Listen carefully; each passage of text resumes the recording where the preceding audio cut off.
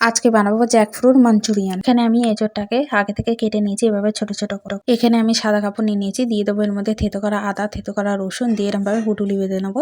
এদিকে কড়াইতে জল গরম করে দিয়ে দেবো গোটা গরম মশলা, এঁচোড়, হলুদ গুঁড়ো, নুন, টুলি করা মশলাটা দিয়ে এটাকে সেদ্ধ করে নেবো। দেখো সেদ্ধ হয়ে গেছে, এবার এটাকে আমি তুলে নেবো। তুলে নিয়েছি, দেখো এর মধ্যে দিয়ে গোটা গরম মশলাগুলো বেছে নেবো। এইদিকে একটি বাটিতে নিয়ে নেবো কর্নফ্লাওয়ার, গোলমরিচ গুঁড়ো, একটা ফাটিয়ে ডিম দিয়ে দেবো, দিয়ে গুলে নেবো। দিয়ে সামান্য জল দিয়ে আবারও ভালো করে গুলে নিয়ে সেদ্ধ করা এঁচোড়টা দিয়ে ভালো করে মাখিয়ে নেবো। এদিকে তেল গরম করে নিয়ে এঁচোড়টা দিয়ে ভালো করে লাল করে ফ্রাই করে নেবো। দেখো ফ্রাই করা হয়ে গেছে, তুলে নিয়েছি। এদিকে কড়াইতে তেল গরম করে নিয়ে দিয়ে দেবো গাজর, ক্যাপসিকাম দিয়ে হালকা ভেজে নেবো। হালকা ভাজা হয়ে গেলে দিয়ে দেবো পেঁয়াজ, নুন, গোলমরিচ গুঁড়ো দিয়ে এটাকে ভালো করে ভেজে নেবো। দেখো ভাজা হয়ে গেছে, দিয়ে দেবো soya sauce, tomato sauce, chilli sauce দিয়ে এটাকে 1 মিনিট নাড়াচাড়া করে দিয়ে দেবো ভেজে রাখা এঁচোড়, কাঁচা লঙ্কা দিয়ে এটাকে ভালো করে 5 মিনিট রান্না করে নেবো। দেখো রান্না হয়ে গেছে, এবার এটিকে আমি নামিয়ে নেবো।